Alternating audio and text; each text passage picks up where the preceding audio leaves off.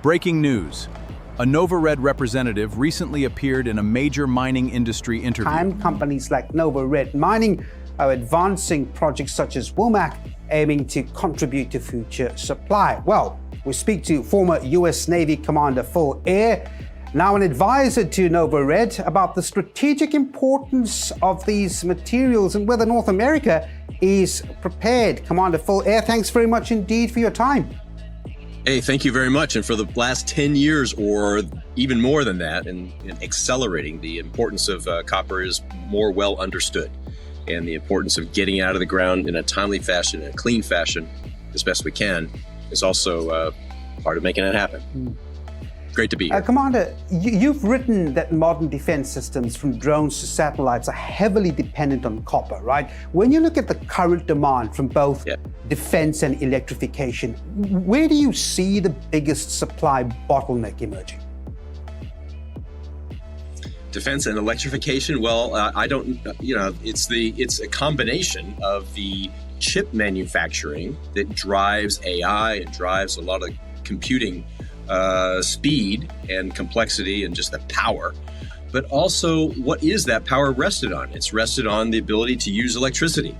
And the ability to use electricity is copper. I mean, that's not too far of a stretch. That's just core fundamental building blocks of a capability. So strategic mineral is something that the United States has started to recognize formally in formal documents that drives, the foundation of the importance of copper.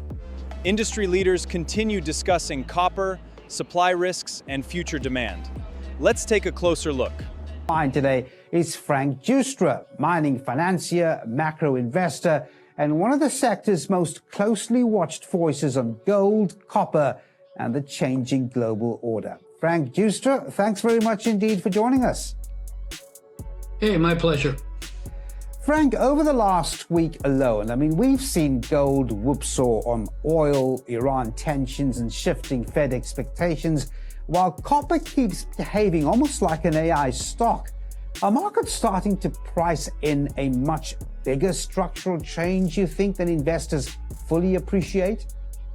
Yeah, no, definitely. Well, listen, copper is the backbone to almost every electrification industry in the world. And we have a declared supply deficit coming to us very quickly.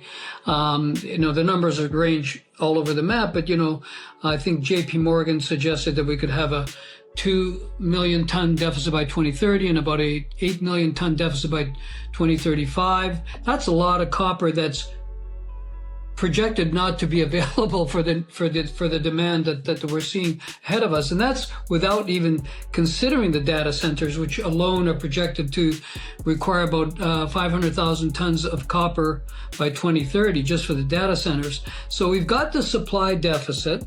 The copper industry, or the copper mining industry, is like most mining, and this is especially true with copper because these large porphyry copper deposits are have a long lead time to put into production. 10 to 15, sometimes 20 years between finding them, developing them, and constructing and putting them into production. So this is only going to be solved two ways. The price of copper has to go up. And because as these deficits come upon us, you're going to require a higher copper price to incentivize the building of mines faster than we've been doing it in the past.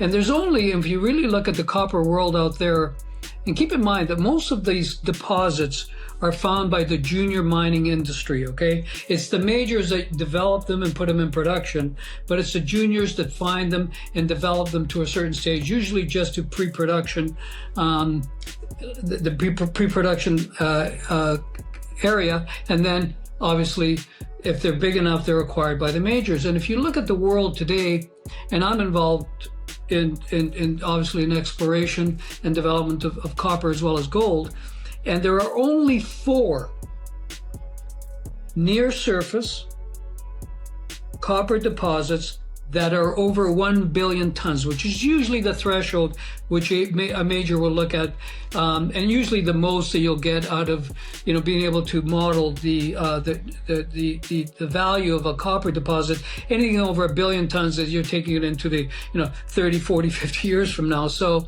of those 4, there's only 4 that are of good grade, near surface, and over 1 billion tons that have not been taken over yet. Okay, I'm an investor in one of them. It's in Colombia.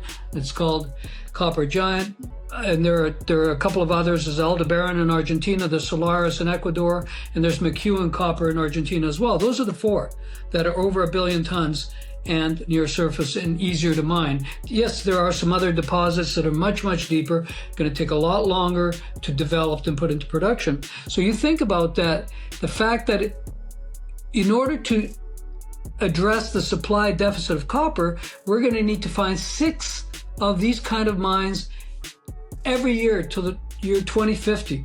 6, and put them in production. It just, at these prices, we're not seeing that level of production to coming from these mining projects. So I think we're gonna have to see a much higher copper price.